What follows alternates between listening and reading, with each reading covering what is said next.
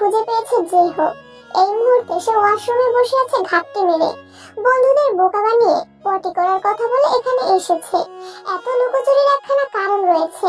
বহু পূর্বে কবি রবীন্দ্রনাথ ঠাকুর বলে গিয়েছেন, পড়িলে নারীর প্রেমে বিয়ে করে নিয়ে গোপনে কখনো বলবে না বন্ধুদের, কারণ বন্ধুদের বললে পরে তারাই নেবে পটিয়ে। যদিও এই সময় কবি মেলাতে পারেনি ছন্দখানা, তবে আয়ুর সাথে বিয়েটা কোনো মতে হয়ে গেলে অবশ্যই ছন্দখানা মিলিয়ে দেবে কবি জেহপানন্দ্র সরকার। ভাবতে ভাবতে নিজের ফেসবুক প্রোফাইলখানা পাল্টে ফেলে যে হোক, কেননা প্রোফাইলে সানি লিওন এবং তার একটা ফটো দেওয়া ছিল। কয়েকদিন আগেই বোগাম এটা এডিট করে দিয়েছে। সানিকে বড়ই পছন্দ কিনা জেহপের, তাই আগে প্রোফাইল থেকে সানির ফটোটা সরায়, তারপর গ্যালারি ঘেটে নিজের সব থেকে সুন্দর একটা পিকচার বেছে সেটা প্রোফাইলে দেয়। এইবার ঠিক আছে, সঙ্গে সঙ্গে আয়ুকে ফ্রেন্ড রিকোয়েস্ট পাঠায়। ছোট্ট একখানা টেক্সট দিতেও ভুলে না, হ্যালো আয়ু, আমি যে হোক, ওই যে ধাক্কা খেয়েছিলাম তোমার সাথে। ইতিমধ্যেই বোগাম ওয়াশরুমের দরজা ধাক্কানো শুরু করে দিয়েছে। কাবাবের বড় হাড্ডি হচ্ছে বোগাম, মাঝারিটা তে, আর বাকি ছোট ছোট হাড্ডি ইয়োনো, লিজাংসুক এবং জাংকুক। বিরক্ত যে হোক বিড়বিড় করতে করতে টেক্সটখানা সেন্ড করে দরজা খুলে দেয়। রাগী ভঙ্গিমায় বোগামের পানে তাকিয়ে বলে, শালা ডিস্টার্ব করছিস কেন? বাল, তোর ফোন লাগবে, তাইকে কল করব। কেন? তাকে কি প্রয়োজন? কলিকাতা হারবাল গিফট করবো তাকে, দে শালা ফোন। যে হোক নিজের ফোনখানা বোগামের হাতে দিয়ে আবার দরজা বন্ধ করে দেয়। এবার সত্যিই টয়লেট চেপেছে। বোগাম, ইয়োনো, লিজাংসু তিনজন গোল হয়ে বসে পড়ে। কায়ের নাম্বার শুধু জেহপের ফোনেই রয়েছে। টুনটুনি ছোট লিখে সেভ করে রেখেছে। সেই নাম্বার বের করতে যেতেই কল বেজে ওঠে। স্ক্রিনে আয়ুকির নামটা লেখা। মেসেঞ্জারে কল করেছে। বোগাম সঙ্গে সঙ্গে রিসিভ করে। ওপাশ থেকে ভেসে আসে সুন্দর মিষ্টি কণ্ঠস্বর, আসসালামু আলাইকুম, ওই যে ওর নাটকে ছিল ঘড়িতে, আপনি কি ওই যে হোক বলছেন? লিজাংসুক সালামের উত্তর দিয়ে বলে, ওয়ালাইকুম আসসালাম। যে হাঁটতে গেছে, 4-5 দিন হলো হাগু হচ্ছে না, কোষ্ঠকাঠিন্যতে ভুগছে, তারপর আবার টুনটুনিতে সমস্যা দেখা দিয়েছে, দিনকে দিন সাইজ কমছে, সব মিলিয়ে বেচারা বড়ই দুঃখে রয়েছে। আপনি অনুগ্রহ করে কিছুক্ষণ পরে কল করুন, বলেই কল কাটে এবং তিনজন উচ্চস্বরে হেসে ওঠে। যেহ রিংটনের শব্দ পেয়ে ওয়াশরুম থেকে বের হয়। লিজাংসুকের কথা শুনে চোখ দুটো ছলছল করে ওঠে। আহারে শখের নারী আর আহারে বন্ধু বান্ধব, তারা কি করে পারলো অসহায় জেহপের জীবনখানা ছাড়খাড় করে দিতে? গিয়েছিলাম হাঁটতে, বন্ধুরা বলে দিয়েছে তাকে, আমি ভালোবেসে ফেলেছি যাকে, এখন আমার কি হবে? মুখ দেখাবো কি করে? আয়ু, তুমি ভুল বুঝো না, ফোন রেখে আমি আর কখনোই হাগু করতে যাব না। জাঙ্কুক কক্ষে নেই, বেরিয়ে গিয়েছে বহুক্ষণ হলো। বেচারা অ্যানি পেছন পেছন গিয়েছে, যদিও তো নিশ্চিত জাঙ্কুক অ্যানিকে সঙ্গে নিয়েই ফিরবে। একা একা বোরিং লাগছে তার, কিন্তু জাঙ্কুক যাওয়ার আগে দুবার বলেছে এখান থেকে বের হবে না। স্বামী ভুক্ত তে স্বামীর কথা অক্ষরে অক্ষরে পালন করার জন্য এত সময় একা কক্ষে বসেছিল, তবে এখন আর থাকতে পারছে না, তাই ওড়না মাথায় দিয়ে বেরিয়ে পড়ে কক্ষ থেকে। নিজেদের কক্ষ পেরোতেই সামনে পড়ে অতি পরিচিত একখানা মুখ। তে, তুমি এখানে? সিঙ্গাপুরে বিব্রাইটকে দেখে বেশ বড়সড় একটা ধাক্কা খাইতে তার থেকে বেশি অবাক হয় বিব্রাইটের অবস্থা দেখে। বাঁ হাতে ব্যান্ডেজ ঝুলছে, কপালে বিশাল আকারে সেলাইয়ের দাগ, দেখেই বোঝা যাচ্ছে ভীষণ বাজেভাবে আহত হয়েছিল সে। তার মানে সুইজারল্যান্ড থেকে সত্যি সত্যি অ্যাক্সিডেন্ট হয়েছিল ব্রাইটের, আর অ্যাক্সিডেন্ট করিয়েছিল জিয়ং জাংকুক।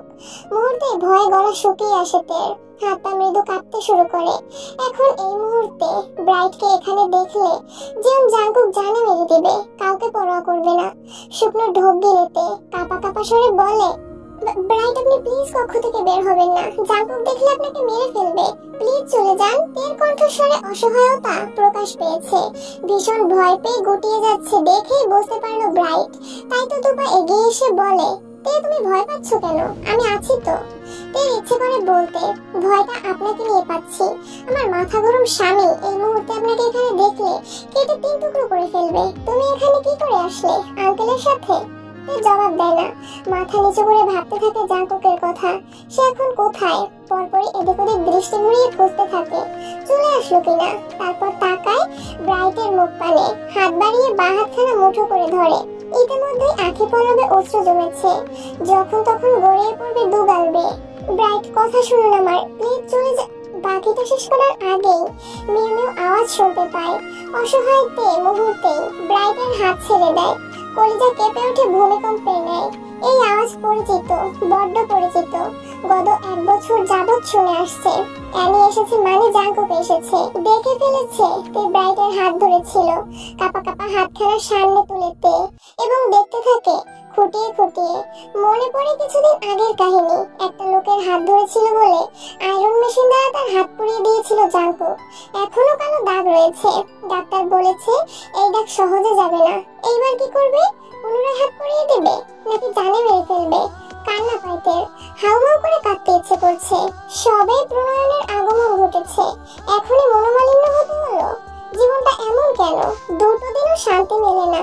ব্রাইট ভ্রুকুচকে তেকে দেখতে থাকে। 2 গাল ভেজা দেখে একটু বিচলিত হয়ে জিজ্ঞেস করে, কি হলো তে? কাঁদছো কেন? ব্রাইট হাত বাড়াইতে চোখের পানি মুছে দেওয়ার জন্য। তখনই একটা শক্তপোক্ত হাত এসে ব্রাইটের হাতখানা ধরে ফেলে। গম্ভীর স্বরে বলে, ছোবে না তাকে। ব্রাইট জাঙ্কুকে দেখে চিনতে পারে, তবে এই মুহূর্তে এখানে একদমই আশা করেনি। বিরক্ত ফুটে ওঠে চোখে মুখে। এক পলক তের পানে তাকিয়ে বলে, আপনি এখানেও তের পেছন পেছন ঘুরছেন? জাঙ্কুক হাত মুষ্টিবদ্ধ করে ফেলে। ছোট ছোট নয়নে ব্রাইটের মুখখানা দেখতে থাকে। পরপরই তেকে দেখে এবং কোনো কথাবার্তা ছাড়াই ব্রাইটের নাক বরাবর ঘুষি মেরে দেয়। চিৎকে কয়েক হাত দূরে চলে যায় ব্রাইট। তে চিৎকার করে কেঁদে ওঠে। ব্রাইটের সামনে গিয়ে দাঁড়ায়, 2 পাশে মাথা নাড়িয়ে না বোঝায়। জাঙ্কুকের রাগ তরতর করে বাড়তে থাকে। এই ছেলেটাকে প্রোটেক্ট করছে তে, মানে এখনো ফিলিংস রয়েছে এই ছেলের জন্য। যে জাঙ্কুকের বউয়ের মানে অন্য পুরুষ। যে হোক ইয়োনো লি জাংসুক বোগাম। তের কণ্ঠস্বর শুনেই দরজা খোলে। ব্রাইট জাঙ্কুক এবং তেকে একসাথে দেখে যে হোক হতাশার নিঃশ্বাস ফেলে। মুহূর্তে একখানা কবিতা ঠোঁটের আগায় চলে আসে। আব্বা আমার লেগে গেছে, ঠিক খেপার ষাঁড়ের মতো। করবে এবার হম্বি তম্বি, ঠিক শাকিব খানের মতো। আমি বড়ই ভালো ছেলে। নামটা আমার যে হোক। আব্বার রাত দেখতে দেখতে চুলগুলো পেকে গেল যে হোক। যে হোকের কবিতা শুনে বিরক্ত হয় বোগাম।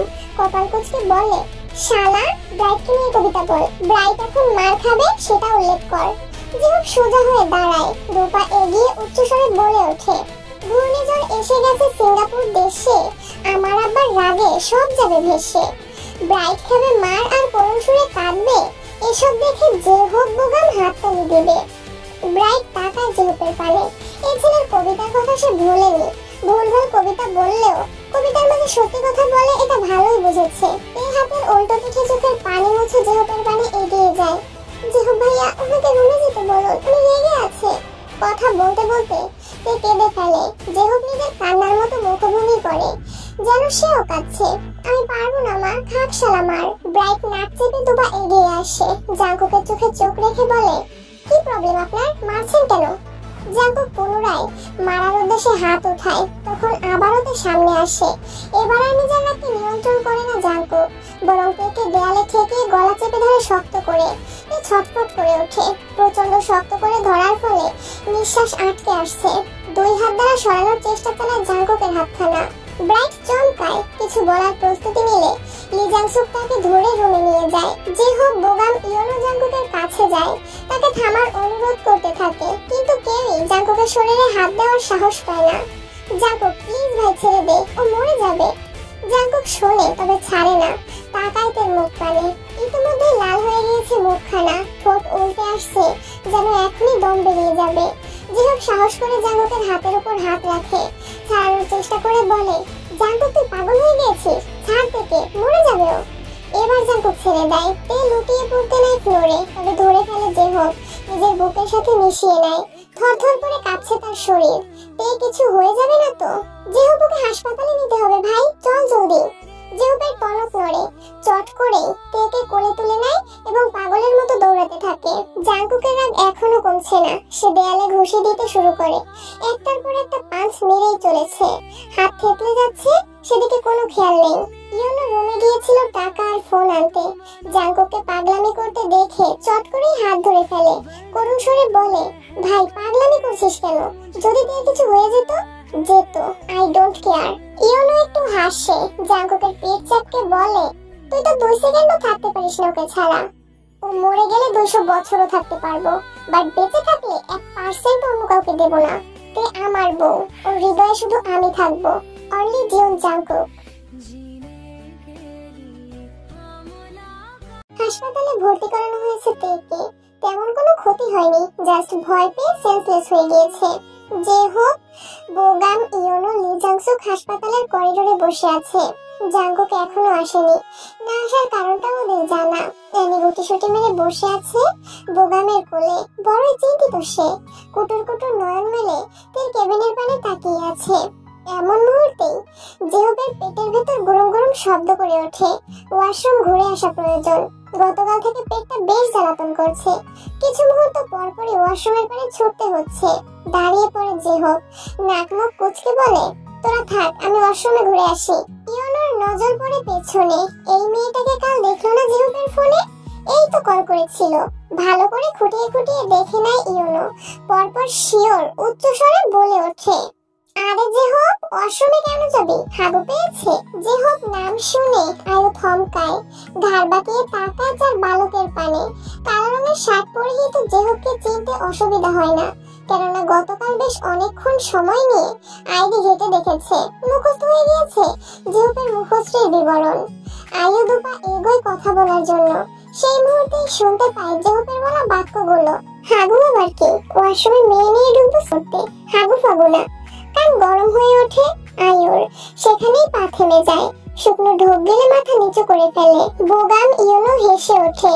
লি জাংসুক মুখ বাঁকিয়ে বলে, তোর মেশিন ঠিক নেই শালা। দীর্ঘদিন অচল পড়ে থাকায় জং ধরে গেছে। সেক্স করতে পারবি না, সো হাগু করতেই যাচ্ছিস। I am sure. যেহেতু থেমে যাওয়ার পাত্র নয়। সে লি জাংসুকের দিকে তাকিয়ে বলে, চল শালা, তোকে দেখাবো মেশিনের পাওয়ার। এক্ষুনি যাবি আমার সাথে, ওঠ। আর কিছু শোনার সাহস হয় না আয়ুর। সে দু পা পিছিয়ে যায়, উল্টো ঘুরে দৌড় দিবে। সেই মুহূর্তেই ইয়োনো বলে ওঠে, আরে আয়ু যে, আসুন ভাবি আসুন, আপনার কথা অনেক বলেছে জেহো।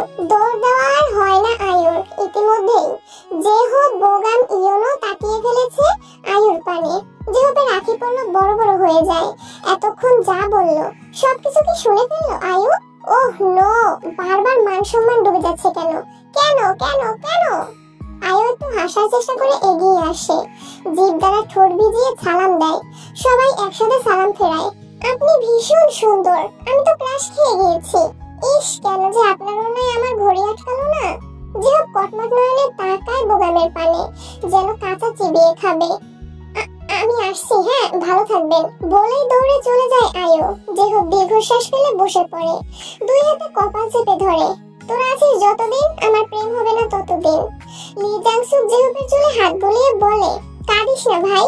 একদম বাকিটা শেষ করার আগেই সেখানে উপস্থিত হয় জিয়ং জাংকুক। বরাবরের মতোই মুখশ্রী গম্ভীর। সাদা রঙের শার্ট পরেছে, উপরে 3টে বোতাম খোলা, কানে ব্লুটুথ, হাতে ফোন। কারোর সঙ্গে কথা বলতে বলতে এসেছে বোধহয়। জেহব বিড়বিড় করে বলে, এসে গেছে সাইকো।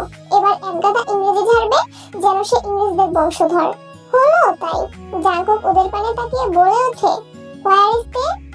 জাংকুককে দেখে অ্যানি মিউ মিউ আওয়াজ তুলে বোগামের কোল থেকেই লাফালাফি শুরু করে দেয়। মানে এক্ষুনি আমাকে কোলে নাও। জাংকুক পকেটে ফোন পরে হাত বাড়ায়। অ্যানিকে কোলে নিয়ে মাথায় হাত বোলাতে থাকে। এদের আদিক্ষেতা দেখে যেহেতু আফসোসের সুরে বলে, ওরে মফিজের বাপ, দুনিয়াতে যত ঢং আছে সবই দেখিয়ে দিলি আমাদের। তোর ঢং দেখতে দেখতে চুল পেকে গেল।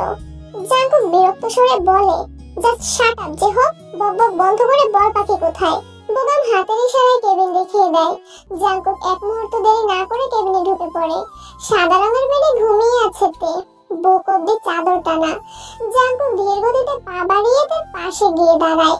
অ্যানিকে বেডের ওপর রেখে নিজেও বসে পড়ে টুল টেনে। যে হোক বোগামও ঢুকে পড়ে জাঙ্কুকের পেছন পেছন।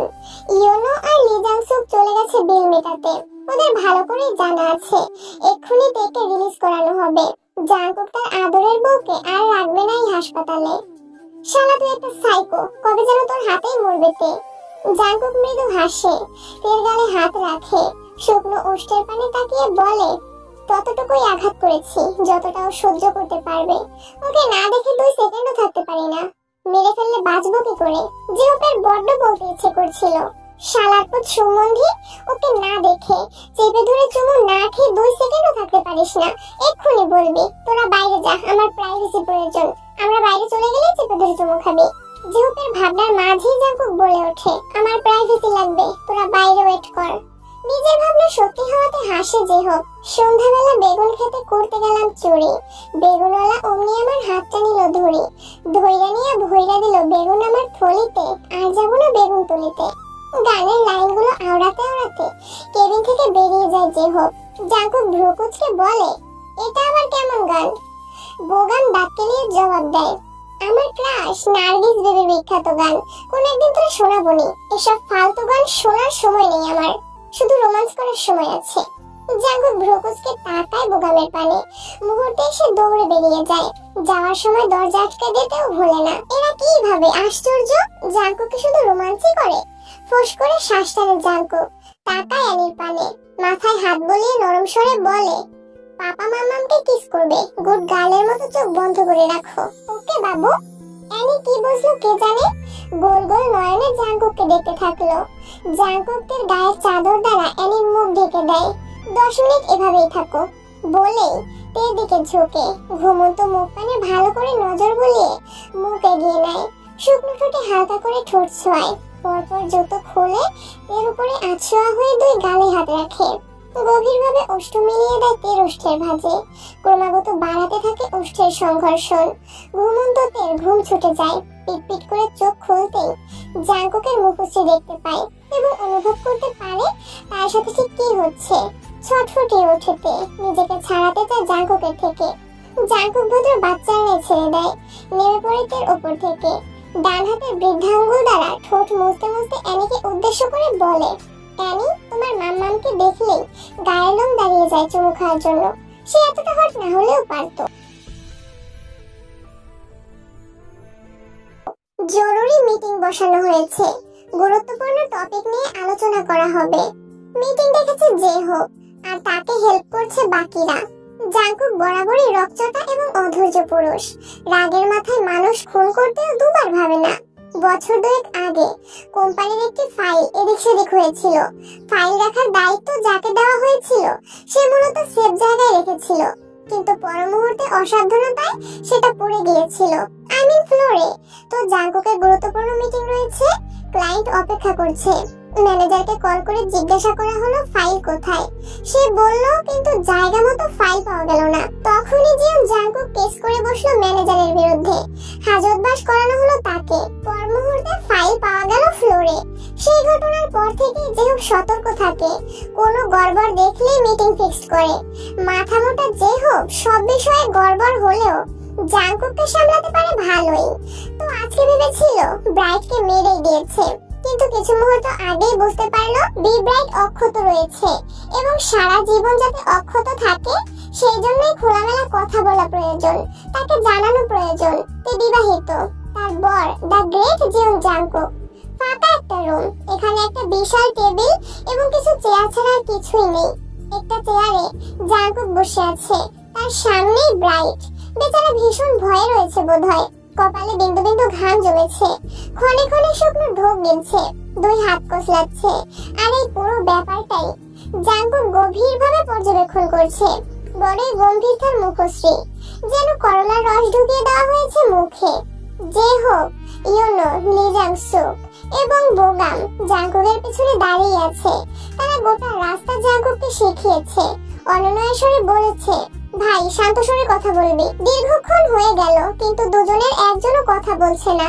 তাই জিহব শুকনো হাসি দিয়ে মনোযোগ আকর্ষণ করার চেষ্টা করে। ব্রাইট জিহুপের পানে তাকালেও জাঙ্কুক তাকায় না, বরং গম্ভীর স্বরে প্রশ্ন করে, এখানে কেন এসেছো? ব্রাইট সঙ্গে সঙ্গেই জবাব দেয়, যেন জিহ্বার আগায় জবাব রেডি ছিল। আই ডোন্ট নো, খালামণি নিয়ে এসেছে। জাঙ্কুকের দোষ নেই, খালামণি এনেছে। আমার একটা প্রশ্ন আছে, কিছু জানতে চাই আমি। আমাদেরও তোমাকে কিছু বলার আছে। তুমি আর কখনোই তের সঙ্গে কথা বলবে না, দেখা হলেও মুখ ঘুরিয়ে চলে যাবে, ঠিক আছে? কেন, কি হয় তে ওনার? জিহুপ জবাব দেওয়ার জন্য হা করে, তখনই জাঙ্কুক জবাব দেয়, ও ওর ভার্জিনিটি আমার কাছেই হারিয়েছে। এবার বুঝে নে কে হয় ও আমার। ব্রাইট দাঁড়িয়ে পড়ে, বুকটা বুঝি ওর কেঁপে উঠলো, সাথে একটু লজ্জাও পেল। কি খারাপ লোক, কিভাবে একটা মেয়ের ব্যাপারে কথা বলছে। তবে সে একদমই বিশ্বাস করলো না জাঙ্কুকের কথা। তে পবিত্র এবং ভীষণ সরল। এই মাফিয়া নিশ্চয়ই ওকে দেখে প্রেমে পড়েছে, তাই গল্প বানাচ্ছে যাতে ও তেকে ভুল বোঝে এবং ছেড়ে চলে যায়। তবে ব্রাইট যাবে না, সরল মেয়েটাকে এই মাফিয়ার কবলে ফেলে কখনোই যাবে না। জিহুপ শুকনো ঢোক গিলে বিড়বিড় করে কবিতা ওড়ায়। লজ্জা গেছে বাপের বাড়ি, জাঙ্কুকের সঙ্গে তার বড় ইয়ারি।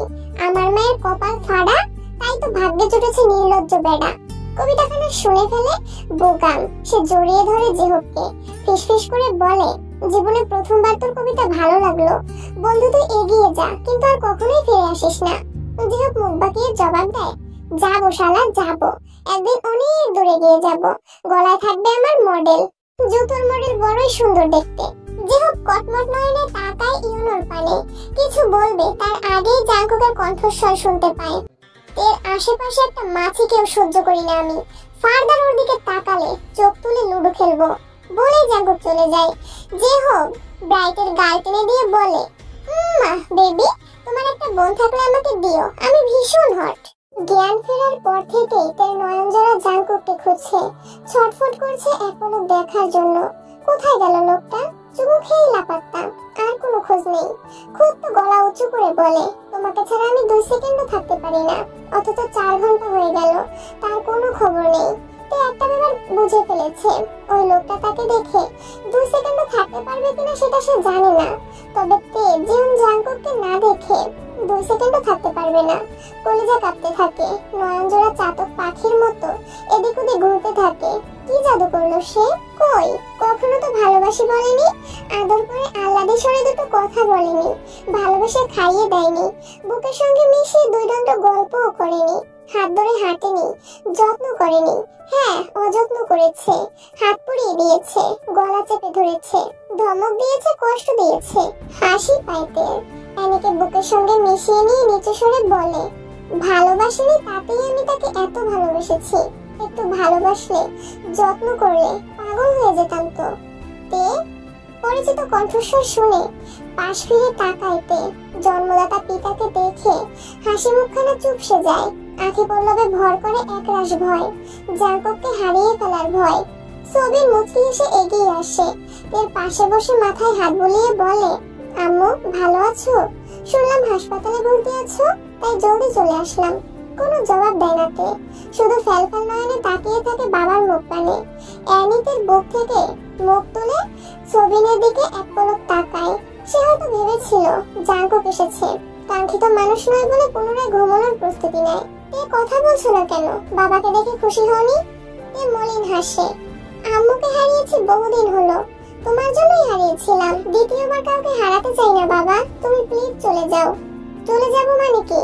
তোমার সাথে নিয়ে যাব আমি। যেমন জাঙ্কুক একজন মাফিয়া, সে ভীষণ খারাপ, তার প্রমাণ তুমি পেয়েছো। তার কাছ থেকে তোমাকে মুক্ত করতে চাই আমি। বাবা, সে মাফিয়া, গুন্ডা বয়, সাইকো যাই হোক, আমি তার সঙ্গেই থাকতে চাই। ওই মাফি বাকিটা শেষ করার আগেই পেছন থেকে জাঙ্কুক বলে ওঠে, শ্বশুর মশাই, আপনার মেয়ে মাফিয়া যেমন জাঙ্কুককেই ভালোবাসে। হজবরলা অন্য কাউকে দিয়ে বোঝান, যেমন জাঙ্কুকের ওয়াইফ এসব বুঝবে না। শুকনো ঢোক গেলে সবিন ঘাড় বাঁকিয়ে পেছনে তাকায়। জাঙ্কুক পকেটে হাত পুরে ধীর পায়ে এগিয়ে আসে। পেছনে 4 বন্ধু। সবিন দাঁতে দাঁত চেপে বলে, বেয়াদব ছেলে, তোমাকে আমি। বাকিটা শেষ করার আগেই জাঙ্কুক বলে, যে হোক তাকে বাইরে নিয়ে যা, ওনার মেয়েকে চুমু খাওয়ার জন্য আমার শরীরের লোম দাঁড়িয়ে যাচ্ছে। I cannot control myself. Need her lips right now. এর গলা শুকিয়ে যাচ্ছে। জেহব ভাইয়ের সামনেই চুমু খেয়ে বসবে নাকি? যে নির্লজ্জ মানুষ করতেও পারে, তাকে দিয়ে বিশ্বাস নেই। ভাবনাখানা মাথায় চাপতেই দু হাতে ঠোঁট চেপে ধরে। ঘূর্ণিঝড় হয়ে গেলেও হাত সরাবে না। অ্যানি জাঙ্কুকের কণ্ঠস্বর শুনতে পেয়েই মাথা তুলেছে। মেয়ে মেয়ে আওয়াজ তুলে কাছে ডাকছে। এখন সে কোলে উঠবে, জাঙ্কুকের বুকে নাক ঘষবে, এই তো তার কাজ। জাঙ্কুক ভ্রুকুচকে তাকায় তার মুখ পানে, পরপরই ঠোঁট বাঁকিয়ে বলে, যে হোক তোমাকে বলে দে, কিস করার মোড় নেই এখন। তে চমকায়। যেহেতু ছোট ছোট নয়নে তাকায় জাঙ্কুকের মুখ পানে। ইচ্ছে করছে চিৎকার করে করে বলতে, ভাই তোর বউ আমার মা হয়, তার সামনে লাগামহীন কথা বললে আমি লজ্জা পাই, প্লিজ মুখে ফুল স্টপ টান। কিন্তু বলতে পারে না, তের সামনে রয়েছে কিনা। তুই থাক, আমি গেলাম বলেই যে বেরিয়ে যায়। যেতে যেতে কবিতা আবৃত্তি করতেও ভোলে না। হাই রে কপাল ফাটা, জিয়ন জাঙ্কুক নোবেল প্রাপ্ত নির্লজ্জ বেটা, এর সাথে আমি আর থাকবো না।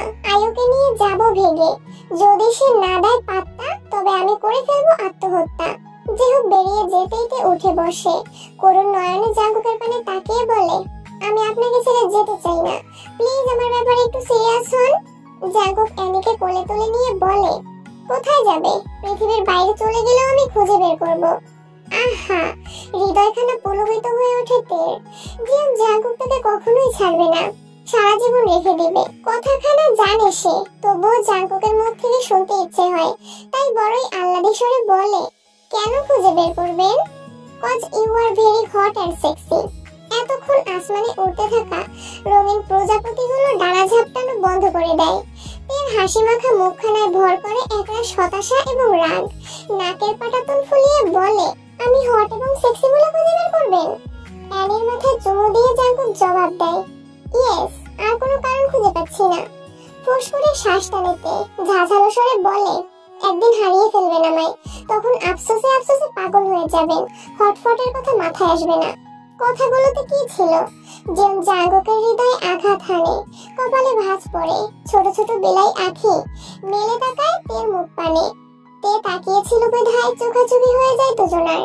নীলাভ ওই চোখের ভাষা পড়তে পড়তে জাঙ্কুক জবাব দেয়, আমি বেঁচে থাকতে তুমি হারাবে না, ইটস নট পসিবল। একটু থেমে আবার বলে, পাখি তুমি ভীষণ বাজেভাবে ফেসে গিয়েছো জিয়ন জাঙ্কুকের জালে, মৃত্যু ছাড়া আমাদের বিচ্ছেদ অসম্ভব।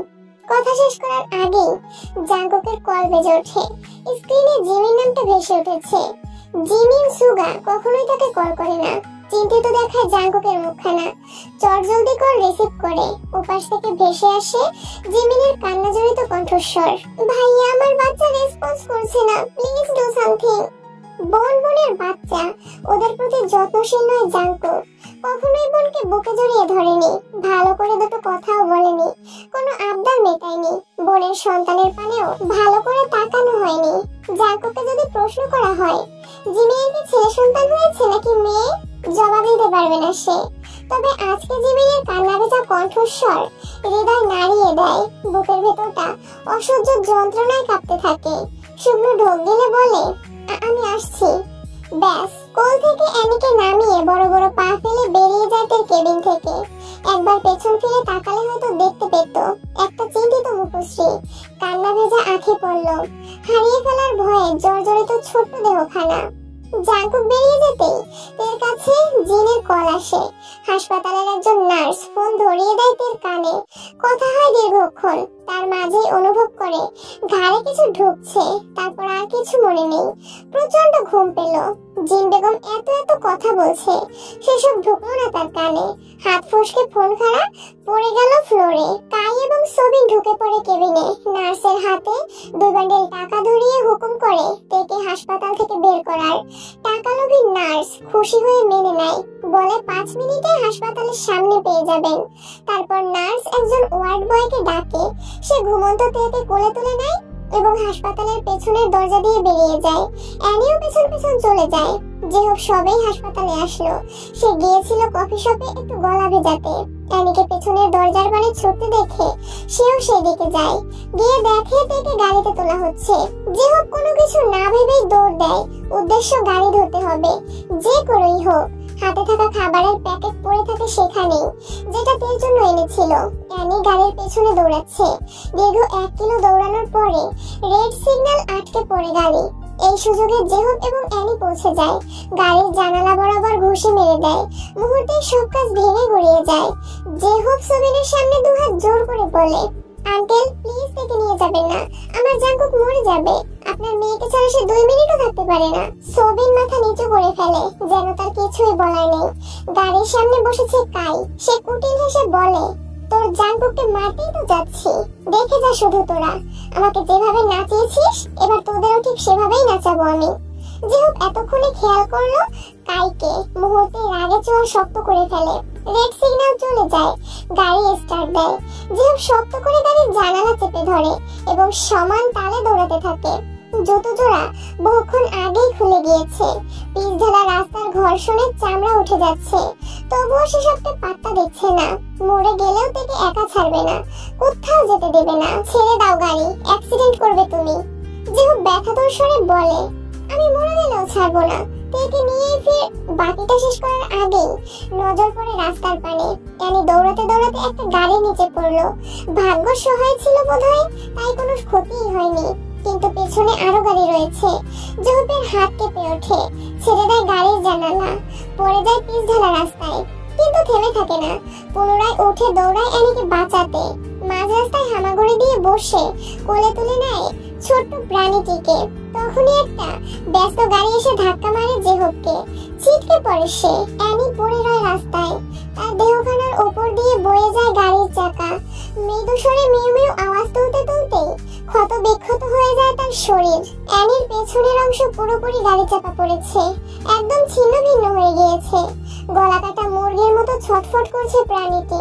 মিউ মিউ আওয়াজ তুলে বলছে অনেক কথা।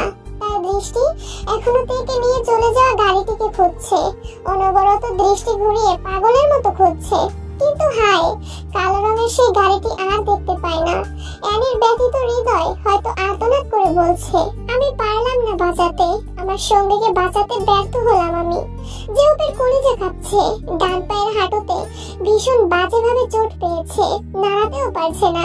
2 হাতের কোনোই ছিলে গিয়েছে, কপালের বাম পাশটায় গভীর ক্ষত, আঁখি পলক বন্ধ হয়ে আসছে। হাত বাড়িয়ে অ্যানিকে ছোঁয়ার চেষ্টা করে জেহব, তবে ছুঁতে পারে না। অ্যানিকে ছুঁতে হলে কয়েক হাত এগোতে হবে। জেহব দাঁড়ানোর চেষ্টা করে, তবে পারে না। শেষমেশ বুক দিয়ে হামাগুড়ি দিয়ে পথটুকু এগোয়। পিচ ঢালা রাস্তার ঘর্ষণে বুকে আঘাত পায়। অ্যানির কাছে আসতেই আহত প্রাণীটিকে কোলে তুলে নেয়, বুকের সাথে চেপে ধরে বিলাপ বকতে থাকে। অ্যানি, আমার অ্যানি, আমার কি হয়ে গেল? কত রক্ত! অ্যানি রে, তোমার কিচ্ছু হবে না, আমি আছি তো। তার এই কথাগুলো শুনতে পেল না বোধহয় অ্যানি। সে কান্না ভেজা নয়নে জেহপের মুখ পানে তাকায়, মেও মেও আওয়াজ তুলে বলে ভেতরে জমানো কথাগুলো। সেই কথাগুলো নিশ্চয়ই তেকে নিয়ে। জেহব ভাইয়া, তুমি বাঁচাও আমার সঙ্গীকে, জাঙ্কুককে খবর পাঠাও, তেকে বাঁচাও। আঁখি পলক বন্ধ হয় অ্যানির। শরীরের যেটুকু অংশ অক্ষত ছিল সেইটুকু স্থির হয়ে লুটিয়ে পড়ে জেহপের বুকে। শেষ নিঃশ্বাস ত্যাগ করে দুনিয়া থেকে বিদায় নেয়। জেহপ স্তব্ধ হয়ে যায়, হাত কাঁপছে তার, নিজের ব্যালেন্স ধরে রাখতে পারছে না। তাই অ্যানির নিথর দেহখানা শুয়ে দেয় রাস্তায়। হাত এবং শার্টে রক্ত লেগে আছে, এগুলো অ্যানির রক্ত। একটা পোষা বিড়াল, যার সাথে পরিচয় হয়েছে 2 মাস আগে। প্রথম দিন যখন তের কোলে বিড়ালটিকে দেখেছিল, ভীষণ হাসি পাচ্ছিল। মনে মনে বলেছিল বিড়ালকেও মানুষ ভালোবাসে, আদর করে। কিন্তু সময়ের সাথে সাথে নিজেও ভালোবেসে ফেলেছিল আদরের ছানাটাকে। মায়ায় জড়িয়ে পড়লো। বোগাম ইয়োনো লি জাংসু গাড়ি নিয়ে খুঁজতে বেরিয়েছিল জেহবকে। বোগাম ড্রাইভ করছে, ইয়োনো লি জাংসুক রাস্তার এপাশে ওপাশে নজর ঘুরিয়ে খুঁজে চলেছে। হঠাৎ করে ইয়োনোর নজর পড়ে রাস্তার পাশে বসে থাকা জেহপের পানে। সঙ্গে সঙ্গে বলে ওঠে, বোগাম স্টপ দ্য কার। জেহপ ওখানে। গাড়ি থেমে যায়। ওরা পৌঁছানোর আগেই জেহপ সেন্সলেস হয়ে পড়ে যায়। অ্যানির শরীরে হাত রেখে অবচেতন হয়ে পড়েছে সে।